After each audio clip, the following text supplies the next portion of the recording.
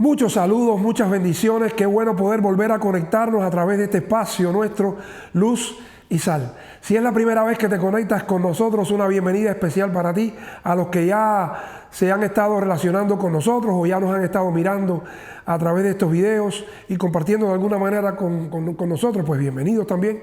Les estamos diciendo que si les parece que estos videos pueden ser útiles para otros, nos ayuden a compartirlo.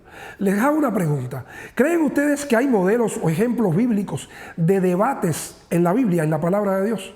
Pues seguro que sí. Hay, y no uno solo, hay varios, hay muchos. Aunque hoy nos vamos a concentrar en uno, una historia poderosa, una historia grandiosa. Vamos allá, es una historia que está escondida. El detalle está escondido en una historia que se encuentra en el libro de los Hechos.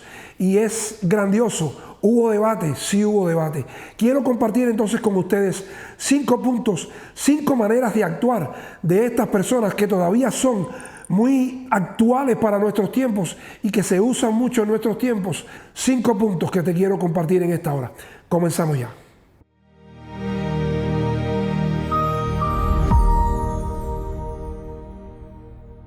Cada día vemos más y más debates por todos lados. Unos defendiendo sus puntos de vista y otros cuestionándolos. Es normal, no es nada nuevo, aunque en mi opinión, con el auge de las redes sociales, esta modalidad de diálogo se ha incrementado a niveles ilimitados. El debate, siempre que sea respetuoso, amigos, puede llegar a ser interesante y útil, aunque también debemos tener claros los propósitos por los cuales se discute o se debate. Entiéndase discusión por intercambio de ideas y conocimiento, y no más que eso, pues hay un tipo de debate que no lleva a ningún lado y la audiencia queda más desorientada que educada. Desde la antigüedad se debate sobre todo tipo de temas. Algunos eran expertos en debatir. Por ejemplo, había un grupo en la antigua Grecia llamados sofistas que básicamente se dedicaban a esto. Eran un grupo de intelectuales que además de debatir enseñaban y cobraban por estos servicios educativos. Lo que hacían era enseñar a discutir y a debatir. Lo único que les importaba a ellos era ganar y ganar y ganar debates. Discutir y ganar debates. No importa si eso aportaba conocimiento, no importa si eso era consecuente con la verdad. No les interesaba si era verdad o no. El asunto era ganar una discusión. No me puedo imaginar a esta gente si hubieran tenido redes sociales en aquel tiempo. No sé si hubieran sido peores o tampoco nosotros hubiéramos sido mejores que ellos. Como dijimos ya, el debate en sí es una actividad natural y podría llegar a ser hasta productiva. La actividad de debatir. Lo peligroso y lamentable es cuando no hay argumentos para rebatir el razonamiento del otro y se opta por la violencia. Hay un verso interesante y poderoso en el libro de los Hechos, capítulo 6, es el verso número 10, que dice: pero no podían resistir la sabiduría y el espíritu con que hablaba. Repito, pero no podían resistir la sabiduría y el espíritu con que hablaba. ¿De quién se está hablando? En este verso se está hablando de Esteban. Por supuesto se está contando la historia de Esteban, un hombre que la misma palabra de Dios que dice que era un hombre lleno del Espíritu Santo y de fe. Estas pocas líneas te dejan ver que mientras Esteban y los otros hombres llenos del Espíritu Santo hacían su servicio a los demás, como bien describe la palabra, que hacían grandes prodigios y señales entre el pueblo, mientras daban testimonio, otros los confrontaban, pero como ya mencionamos, dice que no podían resistir la sabiduría y el espíritu con que hablaba. Es evidente que mientras Esteban hacía grandes señales, era confrontado de alguna manera. Y entonces, ¿qué sucedía?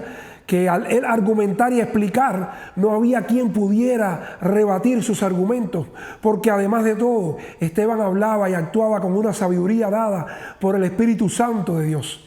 ¿Qué pasó entonces? Y aquí es donde te quiero compartir estos 5 pasos, estas 5 maneras de actuar, que pueden ser muy utilizadas en estos días de hoy. Primer paso, y preste mucha atención y dígame si no se corresponde con lo que estamos viviendo en estos días. Generar una mentira.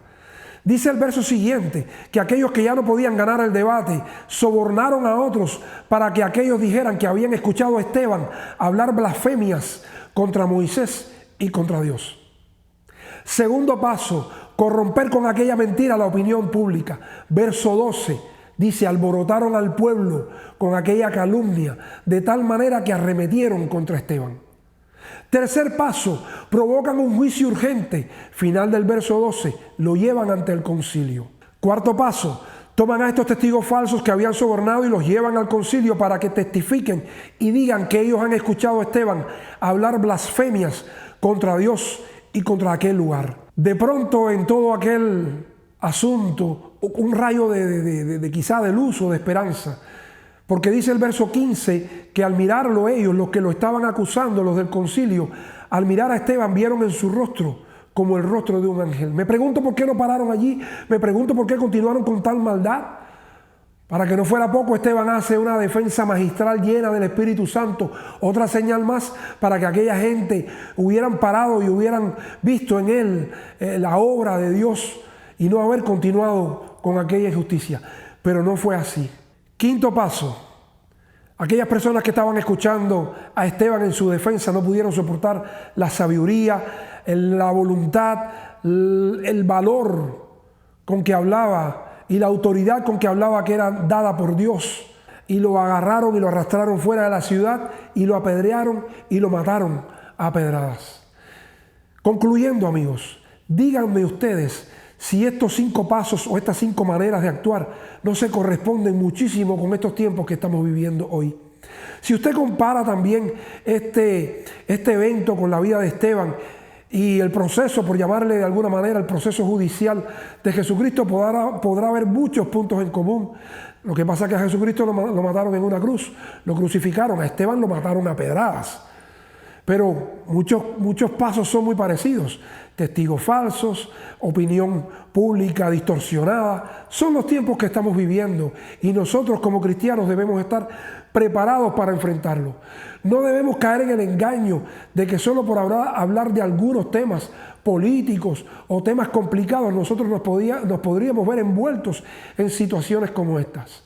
Nosotros como cristianos debemos saber que el simple hecho de hablar la palabra de Dios y la verdad de Dios, cuando moleste a algunos, van a crear todo este tipo de complot contra nosotros, distorsionar opinión pública, falsas noticias, falsos testigos, sobornan a quien tengan que sobornar, y cualquiera de nosotros, por simplemente hablar la palabra de Dios, la verdad de Dios, los principios bíblicos, los principios éticos y cristianos, podríamos vernos involucrados en situaciones tan peligrosas como esta. Dios tenga misericordia de nosotros, su pueblo, pero no callemos jamás. Nunca callemos de hablar y de enseñar y de compartir la palabra de Dios y la verdad que es Dios. Mi nombre es Daniel Carbonell. Te doy un abrazo. Dios te bendiga y te guarde donde quiera que tú estés. Seamos luz del mundo y sal de la tierra. Nos vemos en el próximo.